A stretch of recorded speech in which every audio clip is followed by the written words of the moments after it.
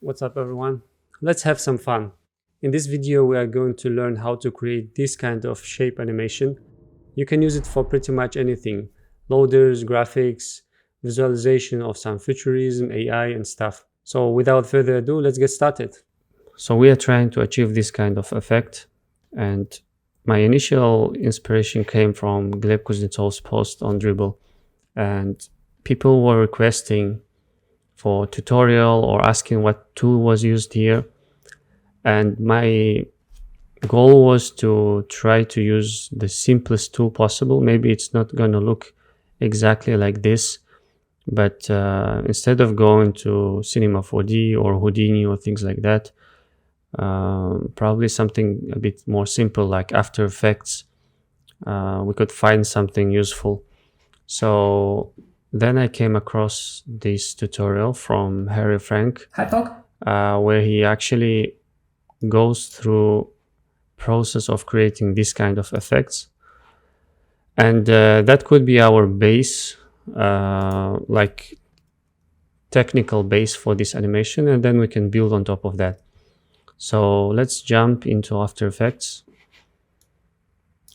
create new composition, and let's create a new solid. So we want to create the base for our animation, which is the line. So the effect to create the line is going to be beam here, and it's quite flexible, so we can basically make the length 100%, start and end the composition at the edge of the screen. So if we go to the composition settings, the width is 3432. So let's apply the same here. So that's perfect. Now let's try to use some more digital color or like futuristic color, probably like blue. And now let's try to apply the displacement map.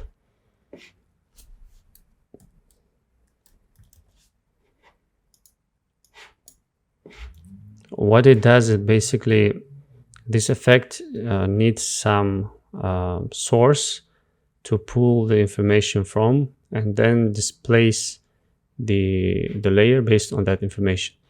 So we need to create that source of the information. For now it's not doing anything. So let's create a new solid. Let's call it mask, and this is our let's say circle. For now it's circle, because we want to achieve the circle effect. And then for the mask, let's apply the gradient ramp. And then again, we want to make the positioning of this gradient from left to right perfectly aligned. So here's going to be 1030. And this is correct, and here we have 0. So now we want to modify this gradient. So let's apply the colorama. And what we are basically trying to achieve now is we want to have these black and white lines with the nice gradient, and that's going to be our source of the information for the displacement of the circle one. So let's use there is a preset, saturation, actually it's called solarized gray, and here we can add cycle repetitions. So let's say 4 is fine. And now let's move this back to another composition. So right click, pre-compose, move all attributes, and click OK. And let's deselect or remove the visibility of this mask. So this is just the information. And now here we use that mask, and we don't need any horizontal displacement, so we can turn it off.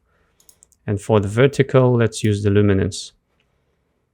And now if we try to add the displacement, we can see this kind of displacement. But the problem is that we don't have any smoothness in the line. And the way we can fix it, if we go to this layer, the way the gradient in After Effects works is that it's linear. So there is no smoothness in that gradient. So if we add the curves, we can kind of control the way this gradient works, kind of remapping it. So basically adding a bit more of contrast will allow us to smoothen it out a bit. So let's check how it looks. This is much better. Maybe we can try to make this light a bit more smooth, and maybe even dark parts as well. So now it's almost perfect, and which is okay. Like we don't have to make it super polished, because in the animation it's not really visible. So now let's add polar coordinates and make the interpolation 100% and rectangle to polar. So here we have the base of everything. And by the way, here we need to remove the horizontal displacement. Even though we turn it off, it kind of still works. So now we are good to go. What we need to do now is more of the quick tweaks and animation. So first of all, let's go back to the mask, and here we need to first of all, we want to limit the area of the displacement, so that it looks a bit more organic. So it's not everything that is displaced, but it's kind of some part of this shape is displaced. So to do that, we can add some shape and use zero stroke, and the fill is going to be 50% of black, which is basically telling to the effect that 50% is kind of neutral color, so we don't have any displacement here. When we go to white, it's kind of going to one direction, and when we go to dark, it's going to another direction. And now if we go back, we can see that there is kind of a cut going on. To avoid that, we can add fast blur and add some radius. So now we can see that smooth transition. So what else? We need to animate this stuff.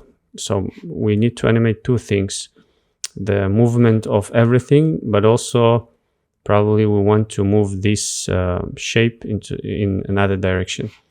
So first of all, let's add another solid. Let's call it offset. By the way, the shortcut is Command Y to create the solid.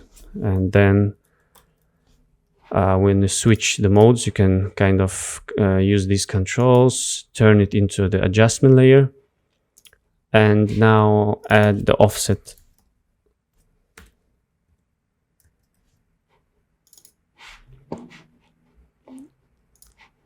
Let's set the keyframe for the offset in the start of the composition, and then at the end, let's add another one.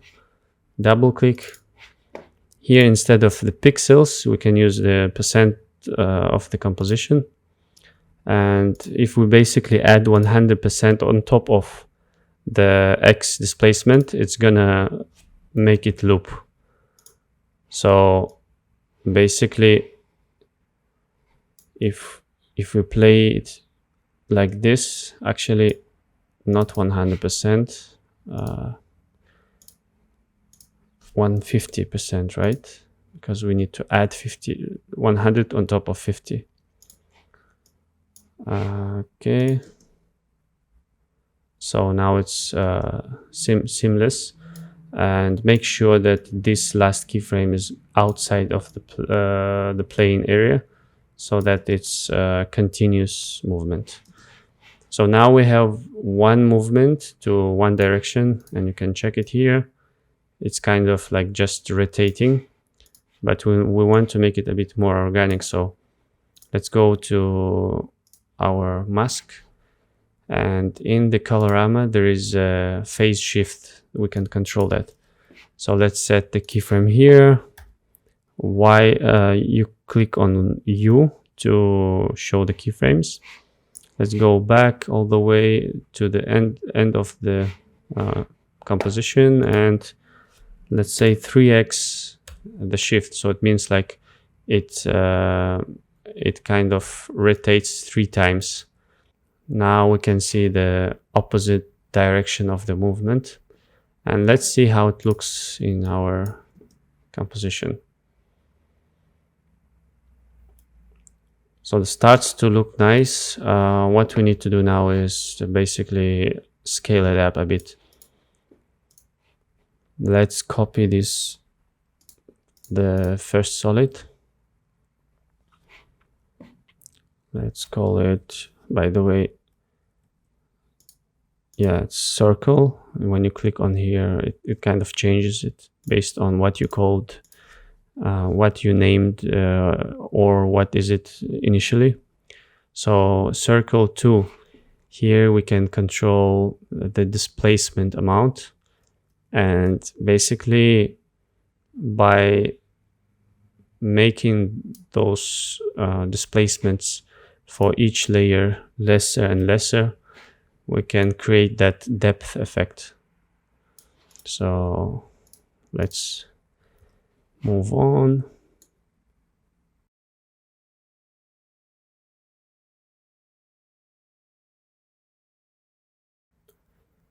Doesn't look bad. So this is good start. We need to keep adding more details to make it a bit more refined. So what we can do next is, first of all, let's turn all the layers to the add mode. It will add this kind of like glowing effect in the intersections. What else we can do is, first of all, let's try to add some variation in the mask. So I'll duplicate this composition in the project panel. Let's click here and try to change some settings in the animation. So what I think is going to add some variety is the cycle repetitions. So if for that option we had 4, maybe try 3. And so let's duplicate this layer. Let's color it with something else so that we can recognize it, and change the mask to, and we need to place this mask here in the composition, turn it off, and select the mask tool. So for now we have 0 displacement. Let's add something.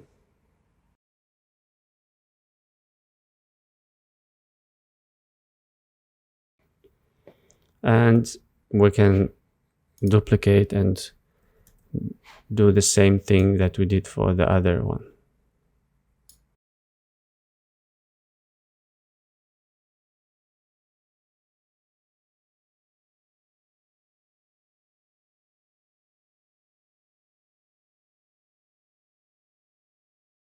So this is already something looking nice. So one thing that makes it a bit more futuristic or looks adds a bit more visual interest is the glowing effect. So to achieve that, we could use the blur, and that blur we can control for each of the layers and see how it will affect on the layers. So let's start with fast blur for this layer and see if we add, let's say, 10 pixels of the blur. So you can see that it kind of adds this glowy effect, but we need to be careful with that. At the same time, just experimenting will help us. So let's say it's 3 pixels here. Let's add 2 pixels here, maybe 3 for now, and here it's gonna be 2, same here, and then 1 pixel here, 1 here, and then 0 here. So let's say for this one it's gonna be 3, 2, 2, and here we have 1. So I think we can play with mask 2 because it seems that this part is not moving enough, and we need to add some more variety. So what if we could change the speed? So here we have where is this? Yeah, so the phase shift is 0, and instead of 3x, let's try 4x, and let's see how it works. Okay, still works fine. By the way, it needs to be out of this composition here, and same here. So does it add some variety? Yes, it kind of does, but let's say maybe we can also try to add another mask composition. So mask 3, and then here for the cycle repetitions, let's try 5.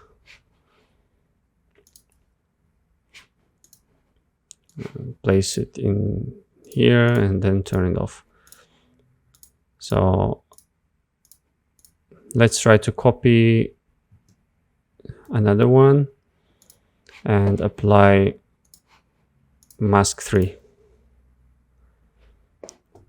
So that's working nice. One other thing that we can consider here is maybe the gray shape. Initially it's gonna be somewhere like a bit on the left side. So let's see if it works fine.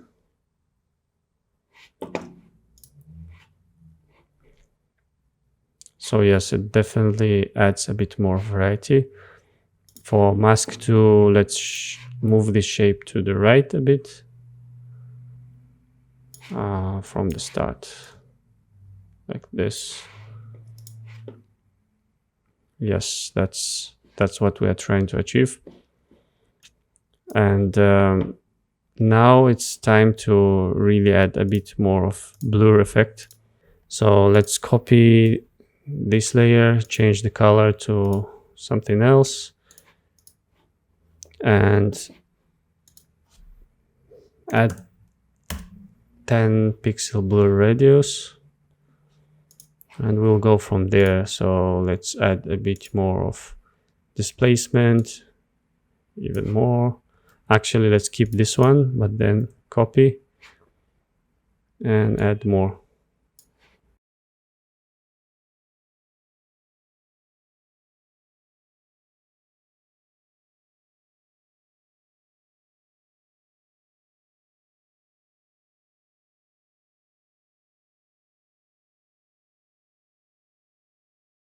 So the more we go to bigger displacement, the more the blue radius is going to be.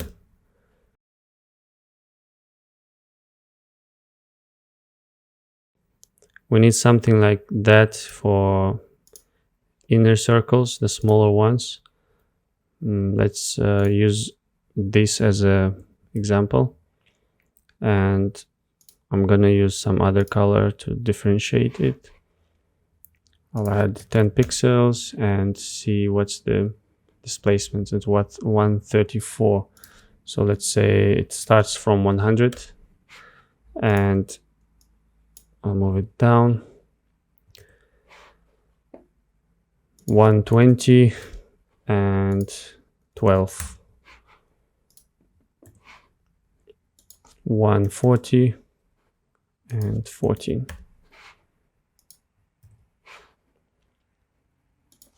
160 and 16.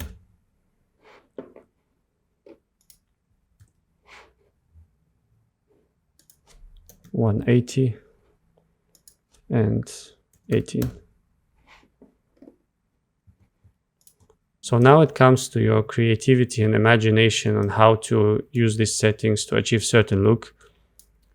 This is definitely going to be different based on how many repetitions you have, based on how large is your displacement and how big is your fastbox blue radius.